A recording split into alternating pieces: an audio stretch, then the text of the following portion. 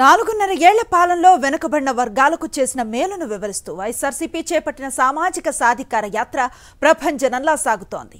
SC, ST, BC, మైనారిటీలకు అందించిన సంక్షేమ పథకాలను వివరిస్తూ ముందుకు సాగుతున్నారు. ఇవాళ కోవూరులో సామాజిక సాధికార యాత్ర జరగనుంది. రాజుపాలెం సెంటర్ వరకు జరిగిన ర్యాలీకి వైఎస్ఆర్సీపీ ప్రజాప్రతినిధులు, కార్యకర్తలు భారీగా హాజరయ్యారు. కాసేపట్లో రాజుపాలెం సెంటర్లో బహిరంగ సభ జరగనుంది. ఈ సభకు MP Vijayasai Reddy, deputy CM Rajanna దొర, మంత్రి మేరుగ నాగార్జున, ఎంపీ వేమిరెడ్డి, బీదా మస్తాన్ రావు, అలీ, వైఎస్ఆర్సీపీ నేతలు పాల్గొనున్నారు.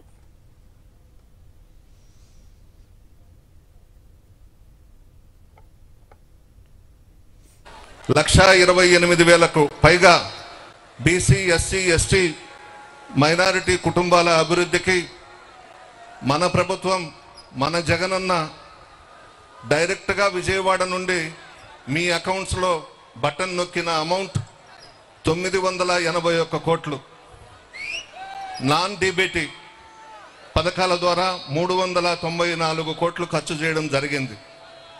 ఇందులో బీసీలకు డైరెక్ట్గా వేసింది 564 కోట్లు, నాన్ డీబీటీ ద్వారా 214 కోట్లు, ఎస్సీల కోసం డైరెక్ట్గా బటన్ నొక్కి వేసింది 256 కోట్లు, నాన్ డీబీటీ 103 కోట్లు, ఎస్టీల కోసం డైరెక్ట్గా బటన్ నొక్కి వేసింది 139 కోట్లు, నాన్ డీబీటీ ద్వారా 68 కోట్లు, మైనారిటీల కోసం ఖర్చు చేసిన మొత్తం డైరెక్ట్గా మీ అకౌంట్స్లో వేసింది 22 కోట్లు, నాన్ డీబీటీ ద్వారా 9 crores.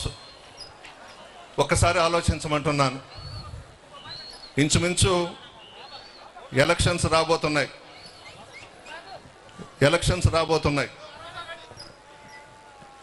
ఈ 4.5 సంవత్సరాలలో కనబడని వ్యక్తులు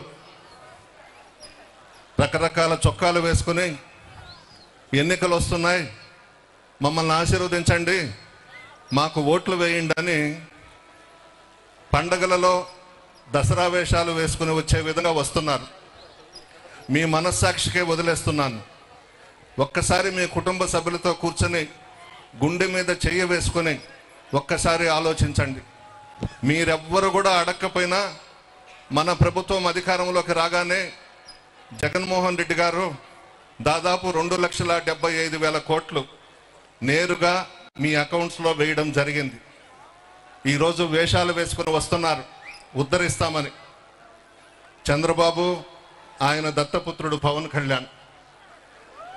ఆ చంద్రబాబేమో పవన్ కళ్యాణ్కి తాలిబొట్టు కట్టాడు ఆంధ్రప్రదేశ్లో. ఇతను హైదరాబాద్కు పోయి తెలంగాణ బీజేపీ వాళ్ళ దగ్గర శోభనం చేయించుకున్నాడు పవన్ కళ్యాణ్. వీళ్ళు ప్రజలను ఉద్ధరిస్తారంట, రాష్ట్రాన్ని ఉద్ధరిస్తారంట. ఈ రాష్ట్రంలో ప్రజల మనసు తెలిసినటువంటి కుటుంబం రాజశేఖర రెడ్డి గారి కుటుంబం. దివంగత ముఖ్యమంత్రి రాజశేఖర రెడ్డి గారు ప్రజలకు అండగా ఉన్నారు. అనేక సంక్షేమ కార్యక్రమాలకు శ్రీకారం చుట్టారు. జగన్మోహన్ రెడ్డి గారు అంతకన్నా ఎక్కువగా సంక్షేమ పథకాలు పేద ప్రజలకు ఇవ్వడం జరిగింది. జగన్మోహన్ రెడ్డి గారు కోటీశ్వర్లను నమ్ముకోలేదు, పేద ప్రజలను నమ్ముకున్నాడు. పేద ప్రజలే నాకు దైవం అని చెప్పి మీకు అండగా ఉండి అనేక సంక్షేమ పథకాలకు శ్రీకారం చుట్టినటువంటి వ్యక్తి జగన్మోహన్ రెడ్డి గారు. ఈ పగటి వేషాలు వేసుకుని వచ్చే వాళ్ళను కొంచెం గమనించండి. కరోనా వచ్చింది. కరోనా టైంలో వైఎస్ఆర్ కాంగ్రెస్ పార్టీ నాయకులు, కార్యకర్తలు, అధికారులు అందరం కూడా మీ మధ్య ఉన్నాం. వాలంటీర్స్ కానివ్వండి, సచివాలయ సిబ్బంది కానివ్వండి, ప్రాణాలకు సైతం తెగించి మీ మధ్య ఉన్నాం. మిమ్మల్ని కాపాడుకోవాలని, మీ గ్రామాలు కాపాడుకోవాలని. ఆ రోజు ఈ పార్టీల వాళ్ళు ఎవరు కూడా కనిపించలేదు, మీ దగ్గరకు రాలేదు. ఎక్కడ కరోనా వచ్చి చనిపోతామోనని భయపడిపోయి ఇళ్లల్లో దాక్కున్నారు. మేమందరం మీ మధ్య ఉన్నాం, మీకు ధైర్యం చెప్పాం. ఇవన్నీ కూడా గుర్తుపెట్టుకోండి. జగన్మోహన్ రెడ్డి గారు లాంటి ముఖ్యమంత్రి మనకు ఈ రాష్ట్రానికి శాశ్వత ముఖ్యమంత్రిగా ఉండాలని చెప్పేసి అందరం కూడా కోరుకోవాలి, ఉండాలి. ఎందుకంటే చాలామంది ముఖ్యమంత్రులను మీరు ఉమ్మడి రాష్ట్రంలో చూశారు, కొత్త రాష్ట్రంలో ఒక ఎత్తుబారుని కూడా 5 సంవత్సరాలు చూశారు. ఎవరు కూడా ఇన్ని సంక్షేమ పథకాలు పెట్టిన వాళ్ళు ఎవరు లేరు, ఒక రాజశేఖర రెడ్డి గారిని పక్కన పెడితే. ఇన్ని పథకాలు ఇచ్చి మిమ్మల్ని ఆదుకున్నటువంటి జగన్మోహన్ రెడ్డి గారిని మీ బిడ్డగా ఆశీర్వదించండి. ఆయన శాశ్వత ముఖ్యమంత్రిగా ఈ రాష్ట్రానికి ఉంటే భారతదేశ చరిత్రలో ఆంధ్ర రాష్ట్రాన్ని ఒక ఆదర్శ రాష్ట్రంగా తీర్చిదిద్దుతారని కూడా మీ అందరికీ మనవి చేస్తూ ఉన్నాను. మీ బిడ్డగా జగన్మోహన్ రెడ్డి గారిని ఆశీర్వదించండి. పగటి వేషగాళ్ళని నమ్మొద్దు. జగన్మోహన్ రెడ్డి గారు మాట ఇస్తే మాట తప్పడు. ఆ కుటుంబమే అంతా.